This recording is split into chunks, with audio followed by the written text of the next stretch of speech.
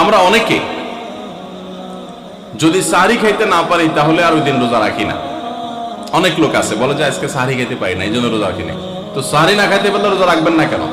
সাহরি খাওয়াটা সুন্নত আর রোজা রাখাটা ফরজ।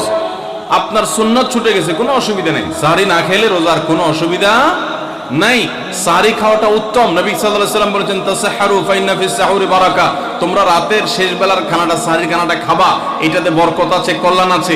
দুপুরের খানায় বরকতের কোনো ঘোষণা নাই, অন্য কোনো খানায় বরকতের কোনো ঘোষণা নাই, কিন্তু সাহরির খানাতে বরকতের ঘোষণা আছে।